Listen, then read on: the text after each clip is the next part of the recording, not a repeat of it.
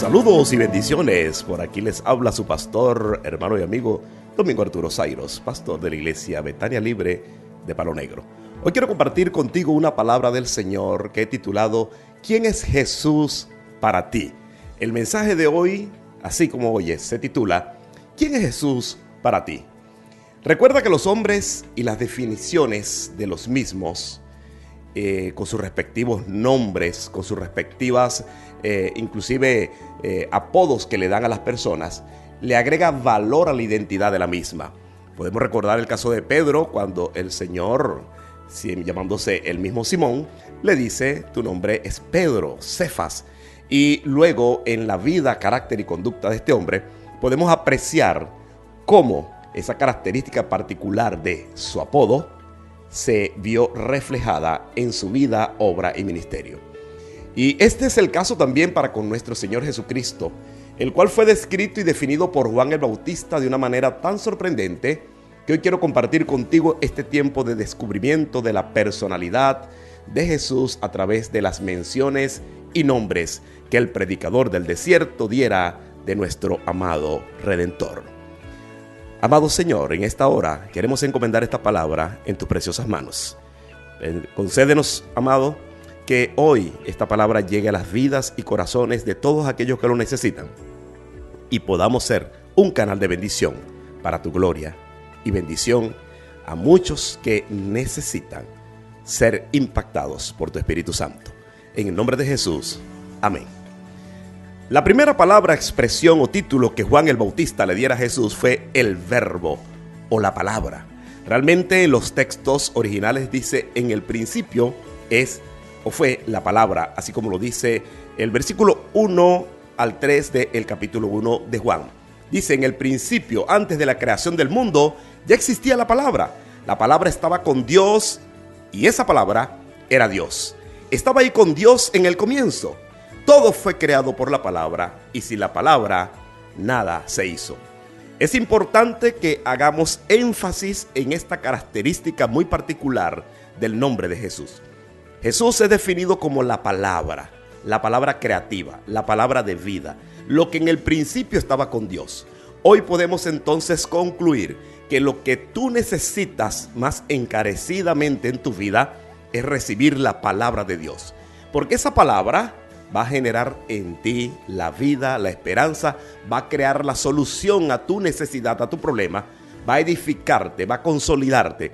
Esa palabra es la que va a hacer lo que hizo en el principio para crear un mundo hermoso a partir del caos que existía. Esa palabra hoy quiere hacer del caos de tu vida la razón más importante y más bella para ser vivida. Por eso dice: en el principio estaba la palabra. Y eso lo podemos entonces ver desarrollarse claramente en el capítulo 1 de Génesis, cuando todo fue hecho a partir de lo que salió de la boca de Dios.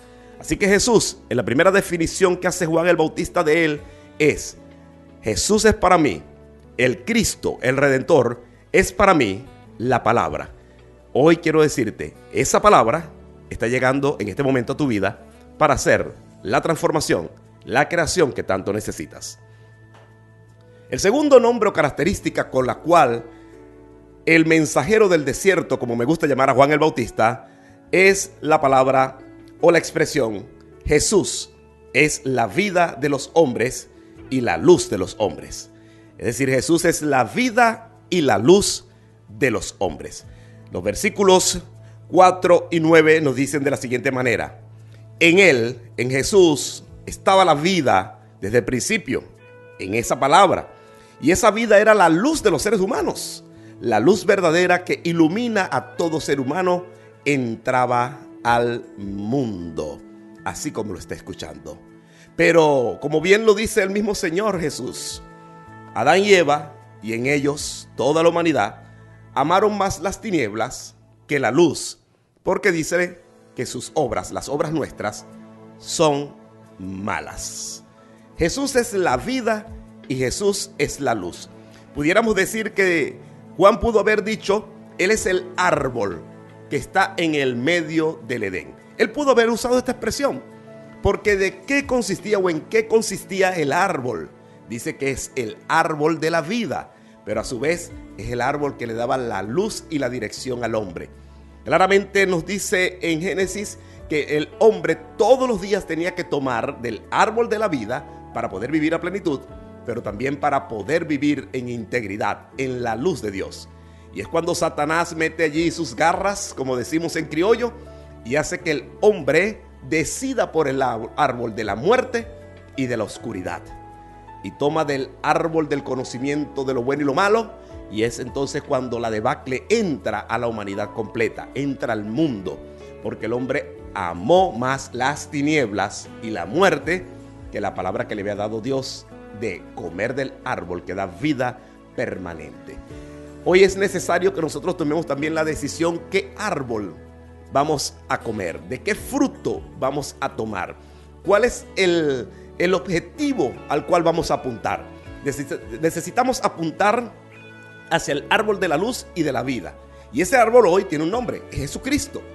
Él es el que estaba en el huerto de Dios en el principio, pero hoy está entre nosotros para darnos vida y vida en abundancia.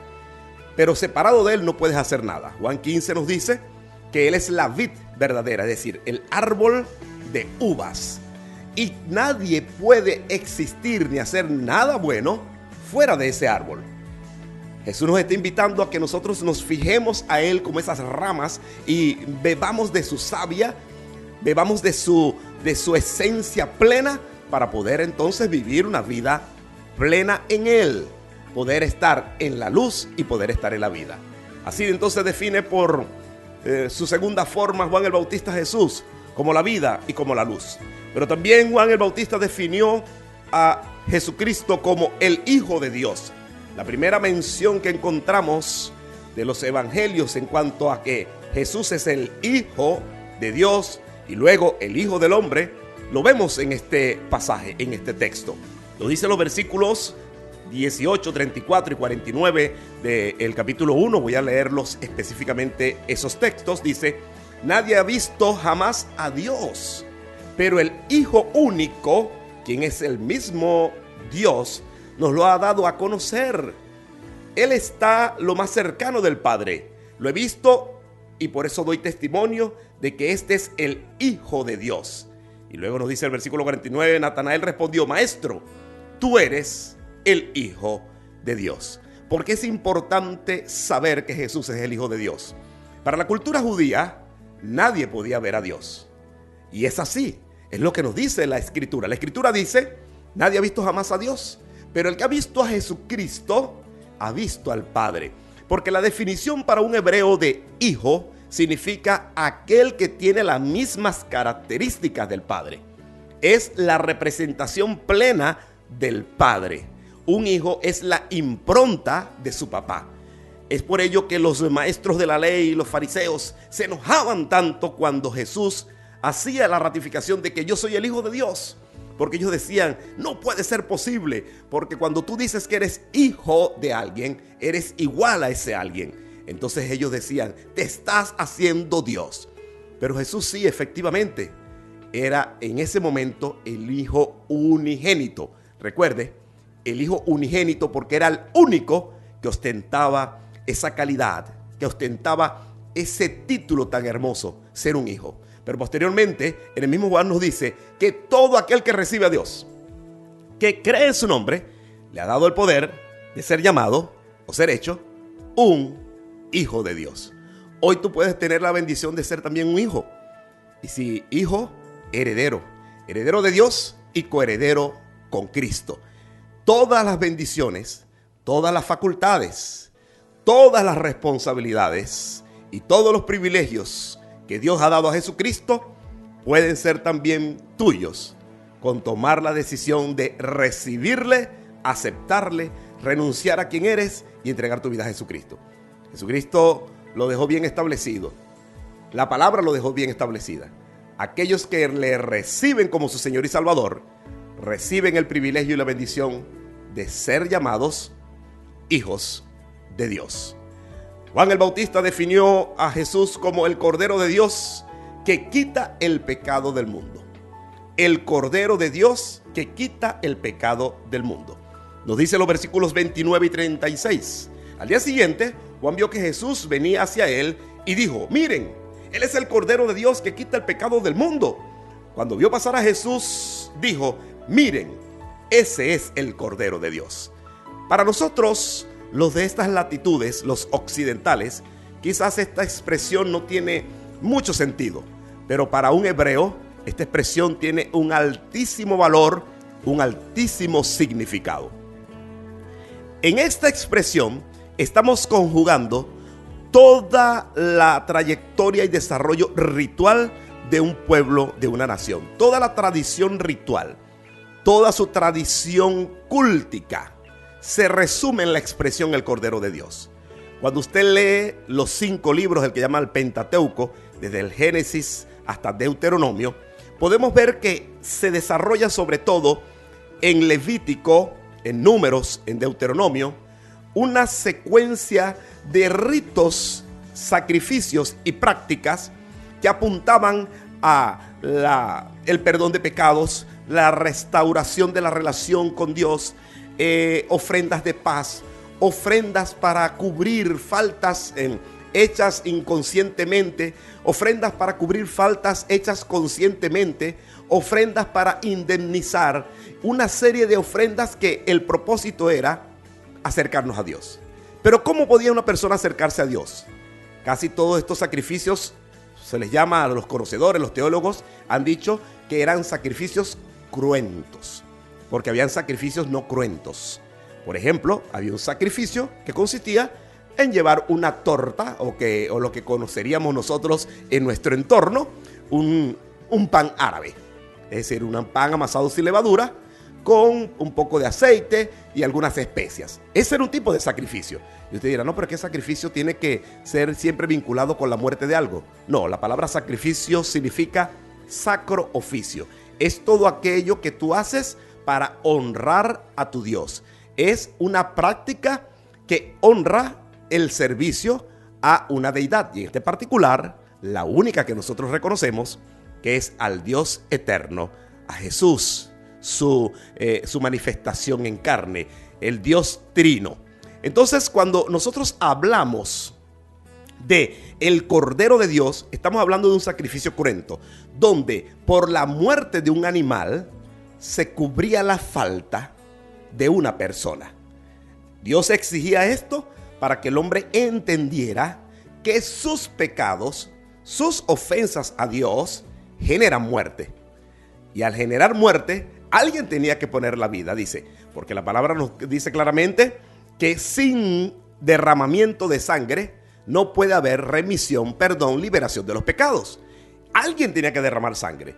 Y para Dios no cobrarse la falta sobre el infractor, sobre ti y sobre mí, le dio al sistema hebreo, le dio al pueblo hebreo todo este sistema de sacrificios. Cuando la gente escuchó que Juan dijo: este es el Cordero de Dios, el que quita el pecado del mundo, entonces la gente dijo: wow, Él viene a sustituirme a mí en el lugar donde yo debo morir. Es decir, que el peso de mi falta va a caer sobre Él. Eso fue lo que entendió automáticamente la gente. Y eso es lo que quería el Señor que ellos comprendieran, que sobre Él va a recaer todo el peso de la ley de Dios para perdonarlos a ellos y Él llevar la culpa. Hoy Jesús sigue siendo el Cordero de Dios, aquel que quiere llevar el peso de tu culpa. Hay gente que está viviendo en este mundo con su mente cargada por las faltas que cometió, viven todavía traumados por cosas que sucedieron o que están haciendo, viven llevando el tren y el cargamento de una vida que es infeliz porque cometieron muchos errores, cuando tenemos a la disposición aquel que quiere llevar el peso de nuestras ofensas y darnos una vida liviana. Cristo lo dijo cuando refirió allá en ese excelente pasaje que todos conocemos. Dice: lleven mi yugo sobre ustedes, porque mi yugo es fácil y ligera mi carga. Todos los cargados y trabajados, todos los apesadumbrados por sus faltas y ofensas, pueden contar que yo voy a cargar ese peso y ustedes pueden ser libres de todas las ofensas que han cometido. Encontramos otra de las definiciones de Juan el Bautista referidas a Jesús y dice: aquel que bautiza en el Espíritu Santo. Todo esto él lo dice en el capítulo 1. Él está allí bautizando a la gente, Él está predicando allí en el desierto, como decía la profecía, y cuando vio pasar a Jesús, lo definió de esta manera. Dice, esa es la palabra, Él es el verbo de Dios, Él es la luz y la vida, Él es el Cordero de Dios, Él es el que nos bautiza en el Espíritu Santo. Nos dice el versículo 33 del capítulo 1, yo no lo conocía, pero Dios me envió para que bautizara con agua. Me dijo, tú verás al Espíritu bajar y colocarse sobre él cuando lo bautices. Y ese es el Espíritu Santo.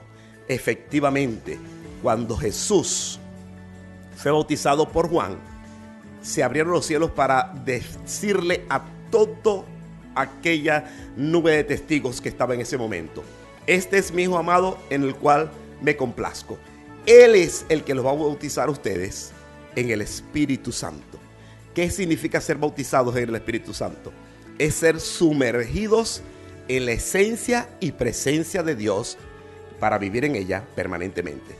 Es ser sumergidos en la esencia y presencia de Dios para vivir en ella permanentemente.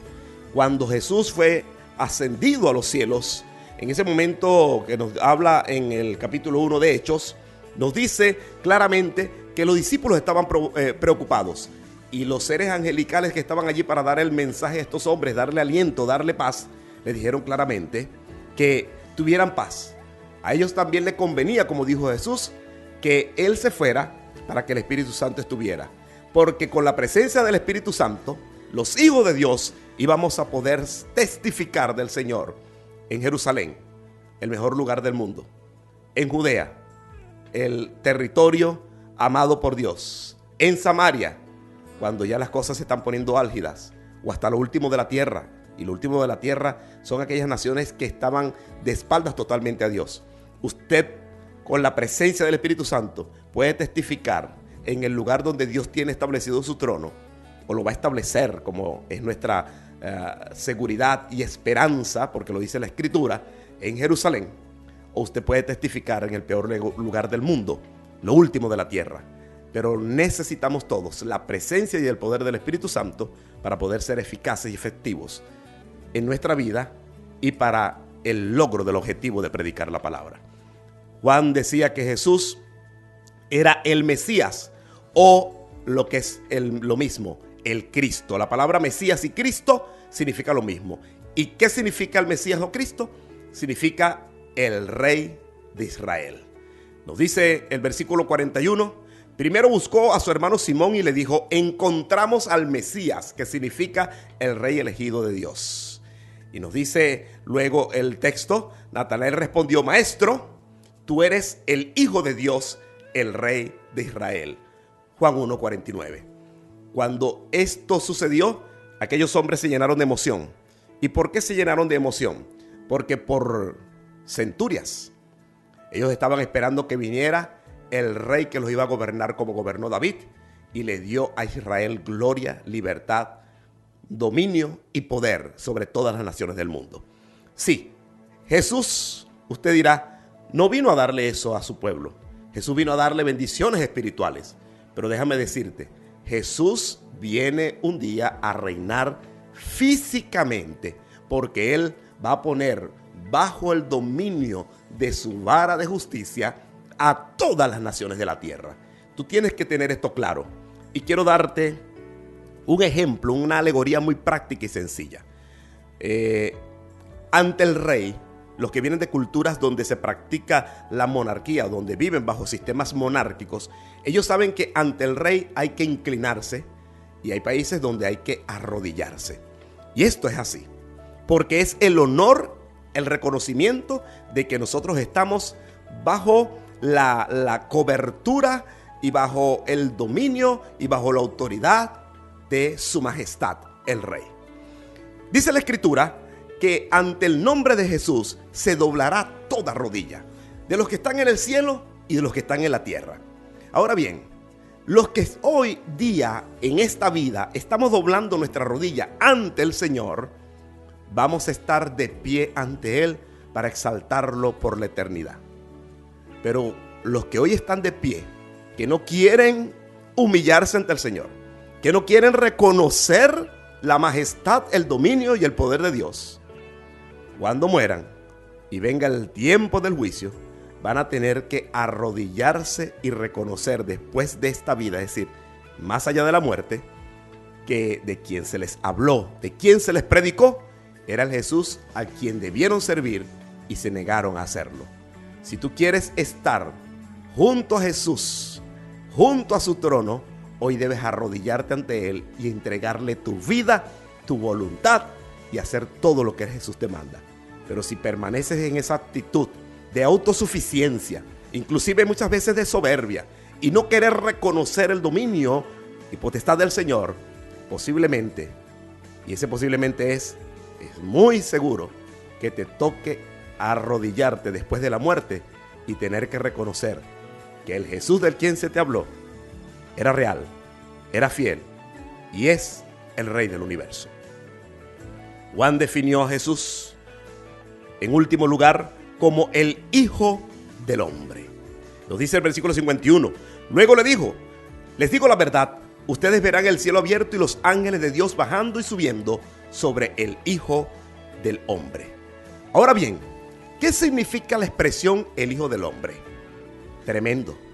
Adán, el Hijo hombre de Dios, la criatura, el primer hombre que hubo sobre la faz de la tierra y posiblemente en el universo, falló. Falló ante Dios, falló ante todas las criaturas y Satanás le quitó todo el dominio, el derecho de propiedad de la creación a Adán. Jesucristo, para poder recuperar todo aquello que perdió Adán, tenía que hacerlo en la misma forma. ¿Cómo? Como hombre.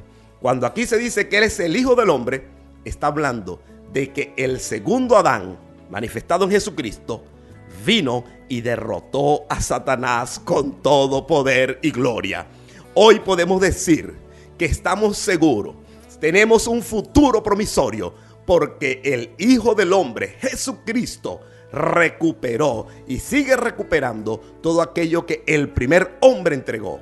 El segundo hombre manifestado en Jesús es aquel que nos va a traer la oportunidad de disfrutar de un cielo nuevo y una tierra nueva. Los nombres, títulos y descripciones del Señor Jesús cubren todo el espectro de lo que la humanidad requiere para su total restauración. Si ninguna de estas menciones satisface tu necesidad personal y familiar, entonces no has oído bien este mensaje, porque cada aspecto de los nombres y o títulos de Jesús son la medicina para tu vida entera. En Él está aglutinado todo lo que un ser humano necesita para poder vivir en una vida en plenitud. Hoy es un buen día para que des un paso decisivo en favor de tu salvación, en favor de tu plenitud, de tu restauración, de una nueva oportunidad para comenzar, y valga la redundancia, de nuevo.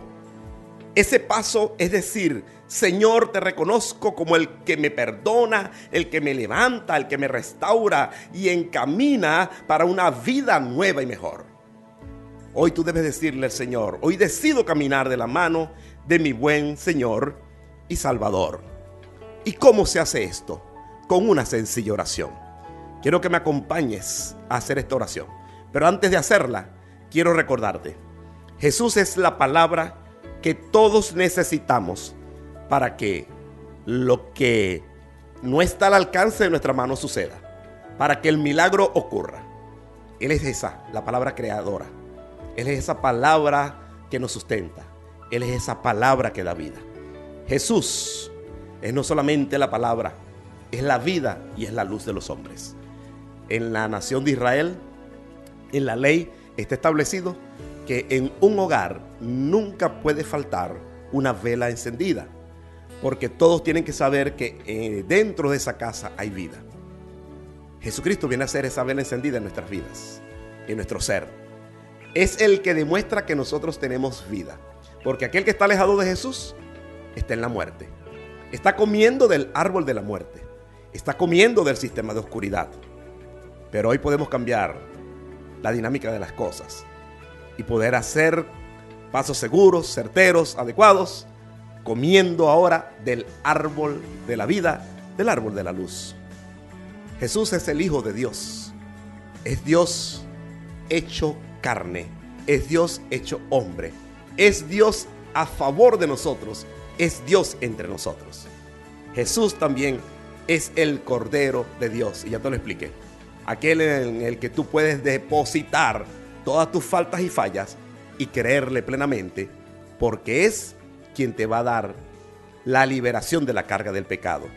Es el que te bautiza en el Espíritu Santo, el que te va a dar ese Espíritu que te va a recordar todas las promesas de Dios y te va a firmar en el camino del Señor. Pero también es el Mesías, el Rey de Israel, el Hijo del Hombre, aquel que ha retomado el trono, el poder y la gloria, y Él quiere que tú reines juntamente con Él. Entendiendo esto, yo quiero que hagas conmigo esta sencilla oración. Señor Jesús, me entrego en tus manos. Toma mi vida. Perdóname por mis pecados. Perdóname por mi maldad. Perdóname, Señor, por no haber obedecido a tu palabra. Hoy reconozco que te necesito. Quiero ser libre de todas mis faltas. Quiero depositar todas estas cargas en ti. Quiero que seas el Cordero que limpias mi pecado. Quiero que seas la fuente de mi vida. Quiero que seas la fuente de luz. Quiero que seas el que me des la palabra que me afirme. Quiero que seas, Señor, el Rey de mi ser. Límpiame con tu sangre. A partir de hoy me comprometo a vivir contigo. Bautízame, lléname, sumérgeme en tu Espíritu Santo. En el nombre tuyo, Jesús. Amén. Si has hecho esta oración, te felicito. Te invito a que visites una iglesia donde se hable esta palabra de bendición y verdad. Y recuerda, el nombre describe y define una persona. Hemos visto que hemos definido y descrito a la persona más maravillosa del universo, nuestro gran Señor Jesús. Bendiciones.